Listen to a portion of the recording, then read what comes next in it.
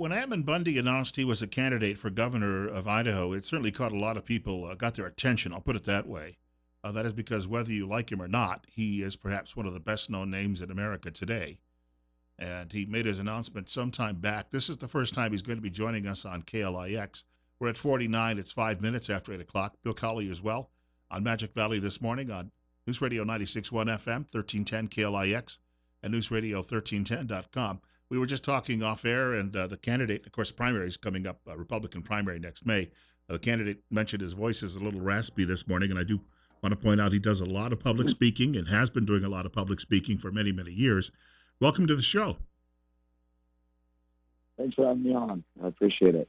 Hey, right off the start, and I know a lot of these questions I'm going to throw at you in the beginning you've heard 1,000 times, but there must have been a day or a moment where you were sitting there and you were thinking to yourself, you're looking at this landscape and you're thinking, I think I'm the right man for this job. When did you come to that conclusion, and why? Well,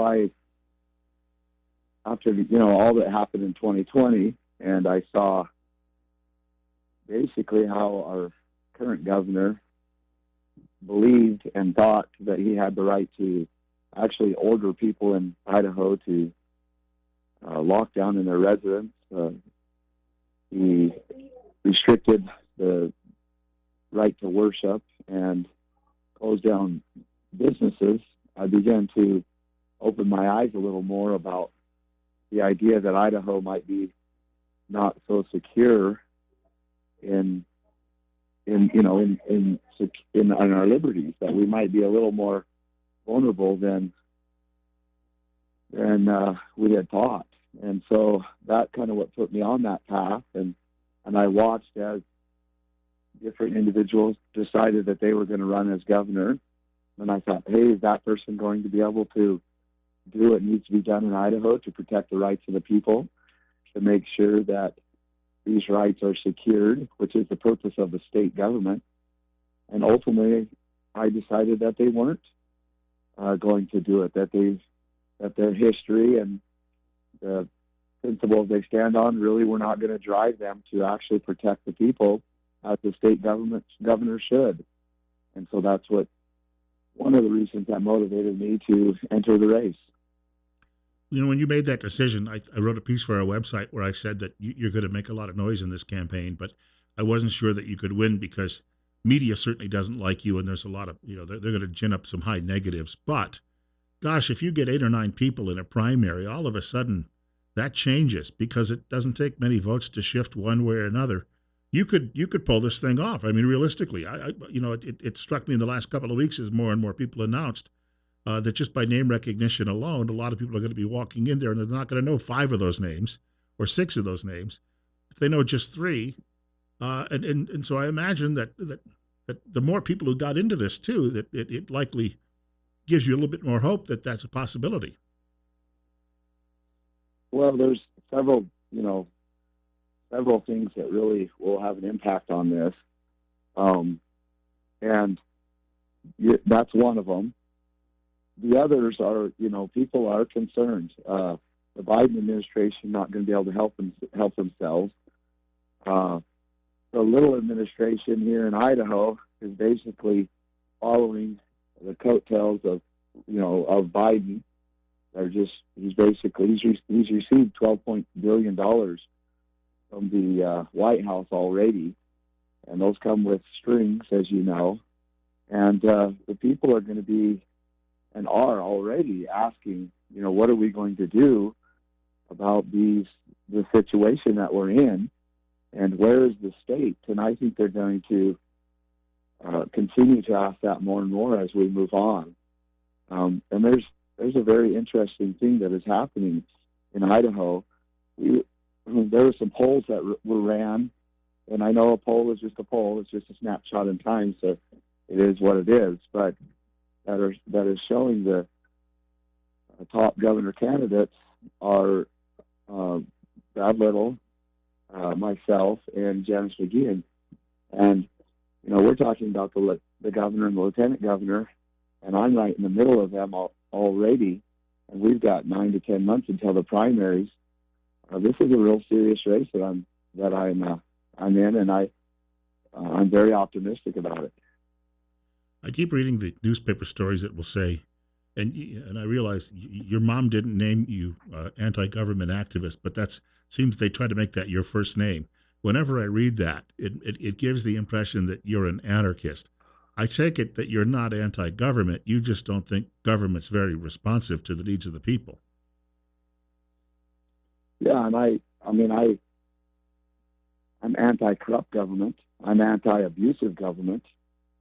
I am certainly anti those governments, but I understand the proper role of government, and that is to protect the people's rights, so they can freely worship, freely travel, and freely trade, among other rights. And that is the role and need of government. And however we got so backwards, I'm not sure, but our government is completely backwards. They're serving themselves, they're not serving the people, and they really just need to protect the people's rights and get out of the way and let people be free. But anti-government is something that the media created, and that's fine. And I had an interesting experience 2 days ago. We were with 200 or 300 people in Idaho Falls. It was at a town hall meeting. And this question came up of concern, well, how are you going to overcome the narrative from the mainstream media? And I asked in the audience, I asked how many people are subscribed to the Idaho Statesman. And not one person raised their hand. Not one person was subscribed. And I said, look, the 13 and a half people that are, subscribed to the Idaho Statesman are not going to vote for me anyway, ever. So just we're just going to keep moving on, teaching people the correct principles of government and helping people understand that I will stand for them. And more people, as we see, will come our way. I had an interesting comment the other day. I was talking to a law enforcer, and I've heard this from more than a handful of them. He said that the impression is that you don't like law enforcement, although he then also said he likes your stand when it comes to, removing federal ownership of lands in Idaho. So, but he's not sure. He said he could vote for you because there's this impression that you don't like law enforcement. Well, you have to understand what happened and what's happened to me and what happened to my family. We had 213 federal armed agents come, surround my home, my family's home, my dad's home, and threatened to kill us. And that situation ensued for over a week. And I watched the abuse while they killed our animals. I watched the abuse while they destroyed our water infrastructure that was over 100 years old. I watched them body slam my aunt to the ground, sit dogs on my sister, tase me, and I watched this go on while our local law enforcement, our sheriff, and our city law enforcement stood back and said, "Well, we're going to take a neutral position on this." And then I watched what happened to the Hammond family in Oregon, and I watched them also shoot a friend of mine in the back while he had his hands up. And so there is a trust issue there, I will say, but it's certainly not a trust issue with all law enforcement. If there is a officer of the law that is truly out there protecting the people, and I know there's many, I honor that person. I want to honor that person because it is a needed function of government. It is the purpose of government to protect the rights. And the officers of the law are supposed to do that. But when they don't and they actually help or assist criminals because somehow they're part of the blue line, well, I have complete disrespect for that. But you have to understand the difference. And as governor, what I plan to do is I plan to use the state's resources to back up officers that use their conscience to protect the people. Because what's happening now is an officer has to obey orders no matter what, right or wrong. And I will change that. I will make it so that an officer, if he disobeys an order out of his good conscience, then the state will take a role and protect that officer so that he doesn't lose his job or and that's what is happening. They're afraid to lose their job. They're afraid to lose their pension. They're afraid they won't be able to pay the mortgage because some chief or supervisor is telling them to do things like arrest a woman at a park when the governor made a lockdown order, and that's what happened in 2020. Arrested a mother at a park for bringing her children there, and she's still fighting that today. Those things are not okay for officers to keep doing, and I want to empower officers to make the right decision. When we talked a little bit about you referenced Malheur, and as I recall, I think the best words I could use for what happened there is jury nullification. And media also gave the impression that nobody wanted you in that area, and yet when you go to Portland of all places, and the jury pretty much rejects the government, I guess perhaps there may have been more support for you among the communities in rural Oregon than we were given the impression of at the time. Well, look, the media lies. They are liars. They have a motive that is not to help and benefit the United States of America or freedom or liberty. They are controlled at the top by people who hate this country. And so they lied. Absolutely, they lied. They lied about the Hammonds and their support towards me. They lied about the support I have locally. They lied about what the FBI did there. They lied about what was really happening to the Hammonds. And of course, and they lied about what we were doing there. People were when we went there, they wanted to make it look like we're a bunch of militants with AK-47s hiding behind the windows, in a federal building, waiting to open fire on anybody that came in, and that's just absolutely 100% opposite. We had people coming in daily, speaking to us. I'm talking about hundreds of people. We even had a elementary class come in and do a report on what was going on there. An elementary class from the local school. And so that's the reality. And it's completely opposite of what really happened or what the media portrayed. And people have to understand that the mainstream media are liars, and they are motivated for things that will destroy our country. I got to ask you, we got a break coming up in about 90 seconds.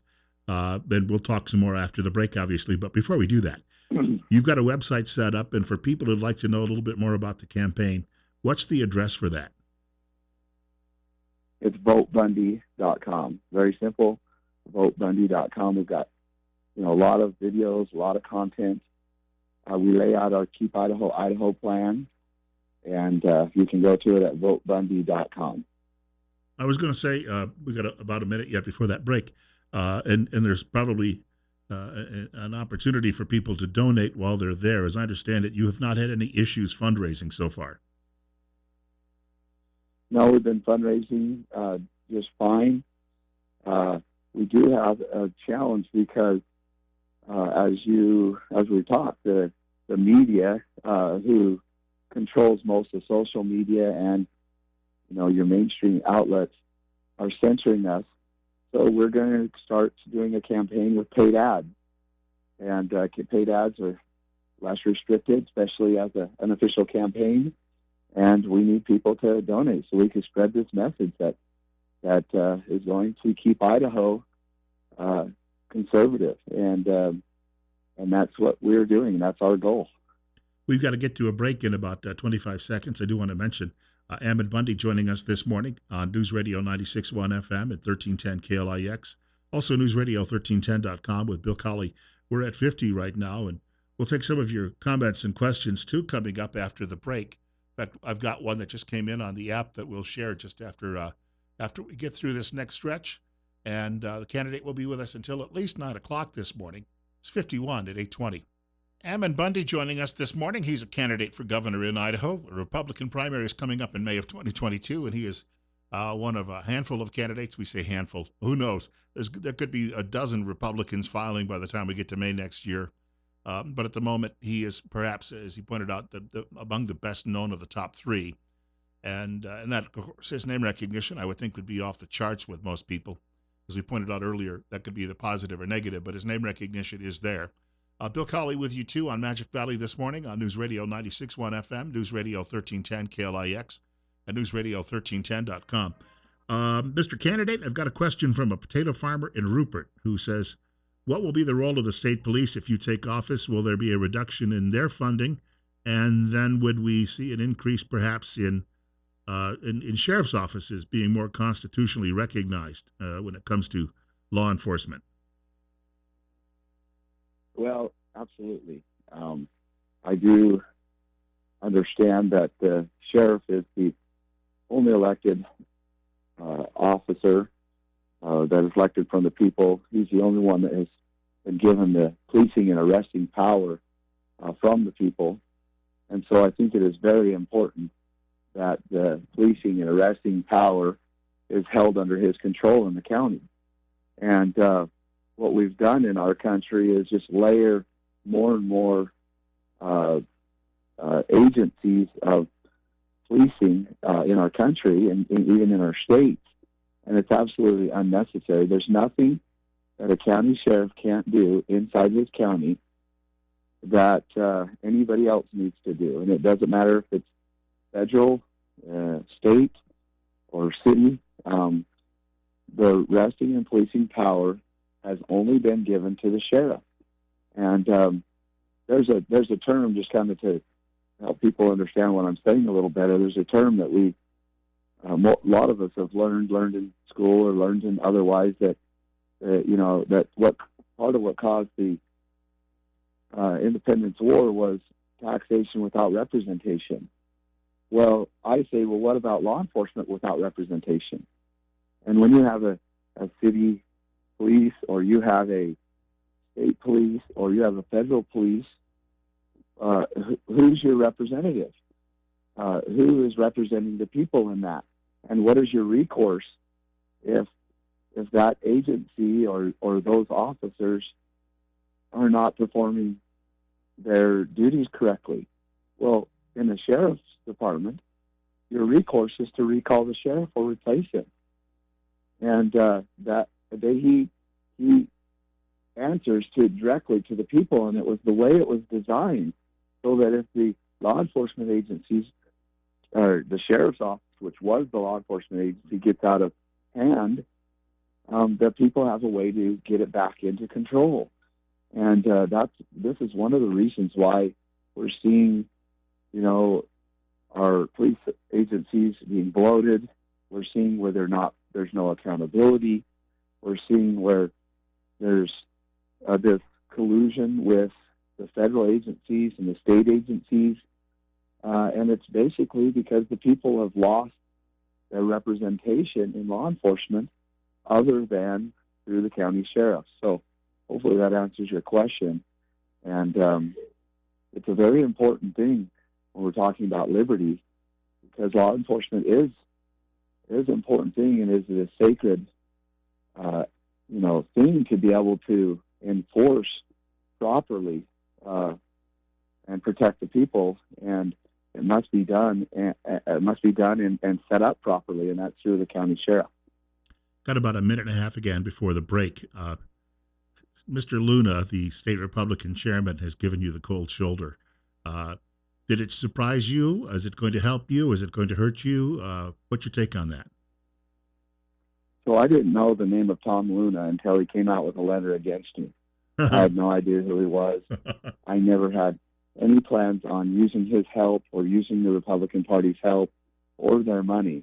And they dangled that out to me, say like, well, we're not going to help Ammon Bundy. We're not going to give him funds, even though he's a Republican candidate, even though just a month before we said that we're going to help all the Republican candidates. And he acted like somehow I was depending on that. And I didn't even know his name. And I am not going to use the establishment party, if you will, or the establishment, good old boys' money or their support, because that's what I'm trying to clean up. And I will in no way be beholden to them. We've got more questions that are coming in on my app function here. We'll get to those in just a short while, but we've got to get to a break. It's almost 8:30.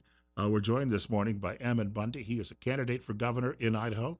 He's a candidate in the Republican primary, which is coming up next May. And keep in mind, in Idaho, often winning the Republican primary, then election day afterwards just becomes somewhat of a perfunctory exercise because the enrollment of the other party is so small. And Mr. Bundy has stated in the past that he would never be a Democrat. I was always pleased to hear candidates say things like that. We've got more on the way. It's 53. It's 8:30. Bill Colley with you, too, on Magic Valley this morning on News Radio 96.1 FM, 1310 KLIX, and newsradio1310.com. Ammon Bundy joining us this morning on News Radio 96.1 FM, 1310 KLIX, and newsradio1310.com with Bill Colley. He is a candidate for governor in Idaho. He is one of those faces that you will see on the Republican ballot coming up in the primary of May 2022. And hard to believe we're already to 2022. It is 8:34, and we're at 54. We have a couple of questions that came in, people listening on the app, and I'm going to combine these and try to get an answer from the candidate. One came in from a writer in Twin Falls.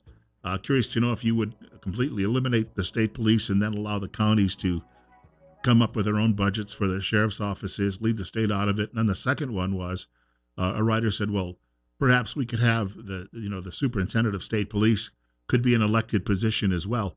So I'm going to combine those and get your response on that.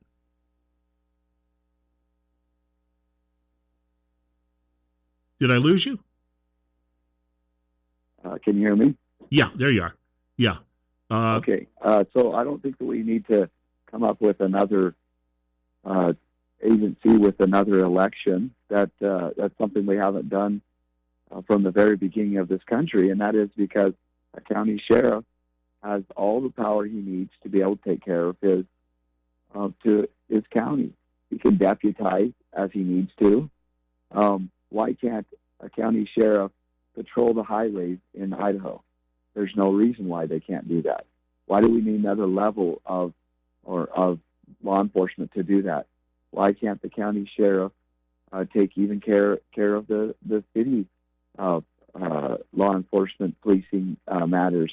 In fact, in some cities, even Las Vegas, Nevada, the county sheriff is the one who does the policing and arresting and all the things that needs to be done in Las Vegas. There's just no reason. What we do is we end up costing the people a bunch more money, and we end up with these agencies that are easily gone rogue, can go rogue, because they're not held under that elected officials, control directly associated, delegated by the people. And so I just don't see any reason for any other level of government, law enforcement in government, than the sheriff. I got another question. This one is someone, I think, tossing you a softball. You'll be able to hit this one over the fence. A writer by the name of Saved by Grace from Twin Falls wants to know your feelings on vaccine passports and masks and lockdowns. I already know the answer to that, but you can go ahead and share that. Yeah, it's really clear that my body was given to me by God, and no one else has the right to tell me what I can and can't do with it. I mean, it's just that clear. And nowhere ever in any of our authorizing documents have the people give anybody in government the authority to tell a person or require a person to put something in their body that they're not okay with, or on their body that they're not okay with. And it's just that simple. You were here a few weeks ago for the demonstration outside St. Luke's Hospital. Correct. Yeah, and I think that was pretty much the people wanted to know where you stand. You were there in support of those workers who say they don't want someone giving them an untested vaccine or forcing them to take it. Yeah, it's just, I mean, these employers, most of them are these large institutions. They've received a lot of money from the federal government or from the state to push these mandates. These hospitals receive hundreds of millions of dollars, and part of that came with the strings that they would force the vaccine mandate, mask upon their employees when the government told them to. And so that's what they're doing. And it goes much further than just a hospital wanting to say they're doing the best thing for their employees. That's not it at all. They're actually following the mandate that come all the way from the White House. And we have that path, if you will. We've been able to chase that down and see, okay, this is where it comes from. It's called the White House Profile. It's a weekly profile that's sent to the state, and the state sends that out to everybody who basically complied, or not complied, but received money under these COVID relief funds. And so it's more than just somebody saying that this is a health need. This is a contractual thing that is going on between these hospitals, these corporations, and the state and federal government. We got to get to another break, but we've got more coming up. Hold on to those telephone calls, and I've got some other questions, too, coming in on the app. Ammon Bundy joining us this morning. He's a candidate for governor in Idaho. He's running in the Republican primary, which is coming up in May of next year. Now we're down to just a handful of months until we get there, and that time's going to pass quickly. It's 8:40. We're at 53. Bill Colley on Magic Valley this morning on News Radio 96.1 FM, 1310 KLIX, and newsradio1310.com. And just a quick note, the candidate and myself are both experiencing, I think it's the smoke in the air. I want to point out he's a supporter of logging, too, as well, which could help when it comes to forest management. We've got more coming up in just a few minutes. Ammon Bundy with us this morning, and he, again, is a candidate for governor in Idaho, and he's spending some time with us. He'll be with us until 9 o'clock this morning. We do expect he'll be back with us in the coming weeks and months, too, and I'm sure he will be because we're going to have lots of questions from people as the campaign season starts to heat up. It's 8:43. We're at 50, and Bill Colley with you, too, on News Radio 96.1 FM, 1310 KLIX, and newsradio1310.com. And the number, if you'd like to reach our program today, is 208-736-0300. And Mr. Bundy, we have a phone caller, and I want to grab that call if we can. And I would just ask that the callers keep this brief so we can actually get a response because we're on limited time right now. But caller, you're on the air with Ammon Bundy. Go ahead. Absolutely. Thanks, Bill. Ammon, don't take this question personal. I try to ask every candidate this question. The one thing positive and certain is that Brad Little has got to go. So I want to ask you if the time necessary, would you be willing to step out of this race if it's evident you're not going to win for the betterment of the party? Okay, that was brief, I guess. Yeah. Go ahead. So I wouldn't do it for the betterment of the party. I would do it for the betterment of the people of Idaho. The only question would be who would be there to make sure that our state government protects the people. We know Brad Little's not going to. He's already answered that question. So who would? And we've got, 9.5, 10 months for me to do what I need to do to get people to understand that I'm going to be the one to do that. But yeah, I mean, if it seems like there's no possible way I can win, which right now I'm leading the lieutenant governor in the polls and chasing the governor. So I don't see that turning around. I see us just getting better and better, gaining more ground on Brad Little and then passing him up. But it is important that Brad Little is gone, but it's also very important that we have somebody in there that is actually going to protect the people, perform the job of the state, which is to stand as a buffer between the federal government and the people and anybody else who wants to take the rights of the people away. And so hopefully that answers your question. Another question coming in. We reportedly have this great big state surplus, which means a lot of that money could be turned around and given back to voters just in time before primary day, I suppose. Do you suspect that this is really that big a surplus, or do you have some sort of suspicions that maybe that's what's going on here, is that we're going to try to buy some votes come next year? Well, I find it so comical because we know that Governor Little has received at least $12+ billion from the federal government in COVID relief funds. That's about 8 times our annual budget. He received that, right? Well, that money didn't just come out of thin air. It didn't grow on a tree, and then somehow all of a sudden now our state is in a surplus. None of it makes sense.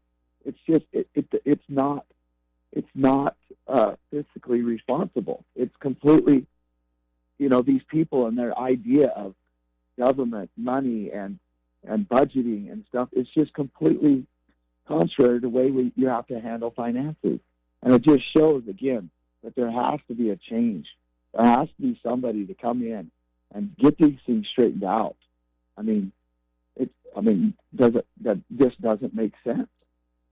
A couple of questions coming in. A writer wants to know, some of these people are joining us in progress and they may have missed earlier parts of the conversation. But a writer wants to know, number one, if you support the state constitution and the retirement system for state, county, and city employees. And so I'll combine those two again and get your answer on that. Well, I'm not sure how you combine the two. I do support the state constitution. Right. Okay. Absolutely. I'm not sure how you combine those two. Number two, the Percy retirement system. Are you a supporter of that or against that? Just, I guess, a yes or no, or whatever you'd like to add to that. Well, the only thing I can say is that if the state has contracted with individuals who have worked for the state to get a retirement, then the state has a responsibility to fulfill that. What can I say? If the state has made those promises and the individual has fulfilled their part of the obligation, then the state has the responsibility to fulfill its part of the obligation. And there's really not, in my view, a whole lot of politics involved in that. Now, in the future, it could be changed. What I mean by that is new employees coming in, making new agreements. Yeah.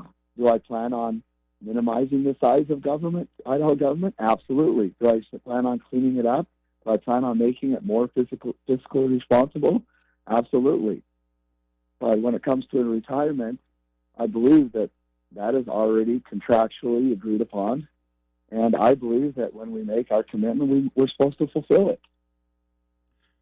2/3 of this state is owned by the federal government, or so we're told. A lot of people think that perhaps we could be doing a better job of managing those lands on our own and maybe even opening them up to business and private property ownership. How do we get the federal government out of Idaho when it comes to land ownership? So 32 million acres is federally controlled in Idaho, 63%. And it's a real problem. You'll notice I don't say the federal government owns it. It is federally controlled. And approximately 72% of our subsurface mineral rights are being controlled by the federal government. And these federal agencies have filled their leadership with extremely environmentalists that have a no-use policy. They believe completely contrary to what Christians believe, and they believe that the land and resources is not for man's use, that man is just another species that's evolved. And so there's some real problems there. And they have literally destroyed and are destroying our forests. They're destroying our lands by not using them. And it's causing them to do what we call desertification, just look around. And the solution is use, to be able to use it, to be able to produce upon it like it was intended to. And as governor, I plan on constitutionally appropriating the land back to the counties and to the people. And that comes along because people, when I say that, they go, well, we love our hunting, hiking, and fishing. Yeah, so do I. So does everybody. And that will be protected.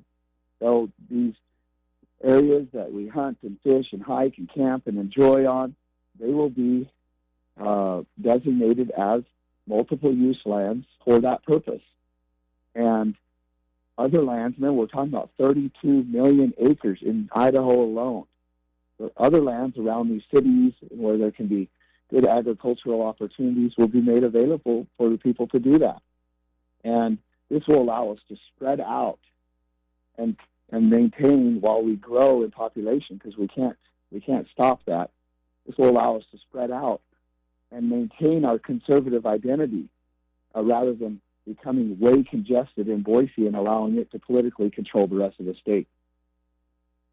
You referenced Christianity a few minutes ago. There's a big story I read last week about there's a church up in Moscow where they believe that in the future we should have laws much more based on traditional Christian values, and they've got a growing congregation, as I understand it. And these were the people actually who some of them were arrested for singing hymns outside a city council meeting there last year. 30% of the local school children go to the school that this church sponsors. Do you see that where that could be? We could perhaps implement some of that more in our Idaho laws, just to try to restore some of our traditional values? Well, so I don't know specifically what they're talking about. It sounds like I should get familiar with it. But all our founding laws, the Constitution, our penal systems, all of those were based upon the Bible in this country. And when we were following them for the first 100, 150 years or so, this country prospered beyond imagination. Freedom was preserved and protected and encouraged. The land and the resources were made available to the people, and it prospered beyond what any country has ever done in the written history of man. And so, why would we not identify those Christian principles found in the Bible and duplicate them within our social compacts, which we call government? And I'll give you some specifics if you want, if we don't run out of time here. One of it is our penal system has become a system of incarceration, where when we first started this country, it was a system of restitution. And restitution penal system comes from the Bible. It's taught very clearly, and every society that has thrived has used a restitution system to deter crime and to restore victims back the damages, and it has made the country or the people thrive.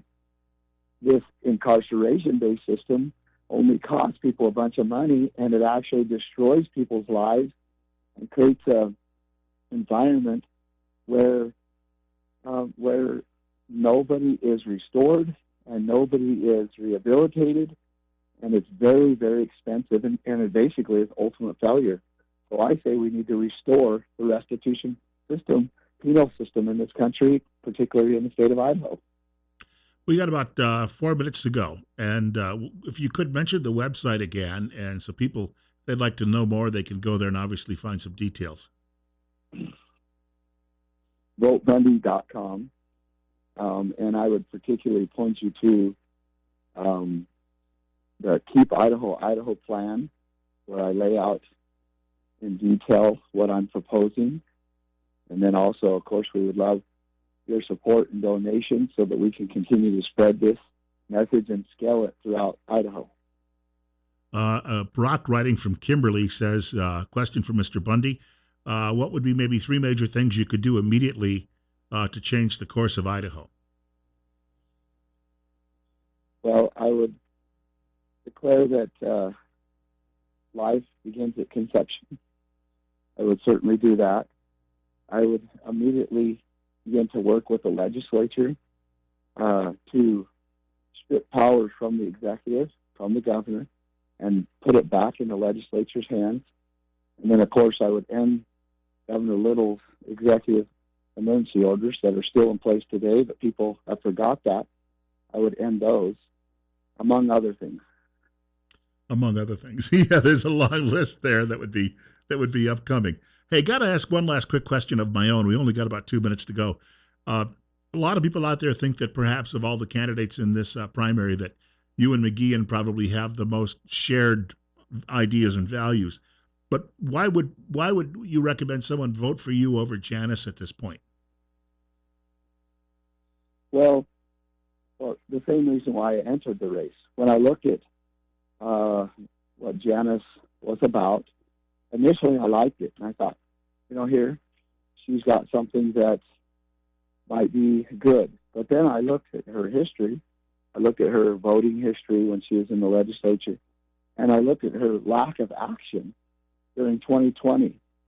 And then I look at some of the things that happened during that period, and I could clearly see that she was not going to stand for the people. She just wasn't. She's just not strong enough. She's just not willing enough to stick her neck out and do the things that are going to need to be done. I mean, the Biden administration is not going to be able to help themselves. I said that multiple times, and it's going to take somebody who knows how to combat that and actually win and protect the people. It's going to take somebody who's willing to, give pretty much all they have in order to stop these things from happening to Idaho. And I don't believe that she's equipped for that. I don't believe her history has shown that. And in fact, it shows just otherwise. And so if I was confident that she was the right person for the job, I would have never ran. And so those are my reasons. I want to thank you for your time this morning, and I look forward to doing it again sometime soon. I know that there's going to be a torrent of questions, and they'll be growing as we move through this process. And one more time, what's the website? VoteBundy.com. VoteBundy.com. And subscribe there. If you subscribe, and I'll send you an email, you can actually respond back to that email, and I'll answer them personally. As long as I can handle them, that's what I'll do. Super. Thank you much for your time today. Thank you. I look forward to coming on again. All right. Thank you. Ammon Bundy joining us this morning, candidate for governor. He is a candidate in the primary coming up in May of 2022 on the Republican line. We're almost to a break for 9 o'clock news. Bill Colley with you as well on Magic Valley this morning on News Radio 96.1 FM, 1310 KLIX, and newsradio1310.com.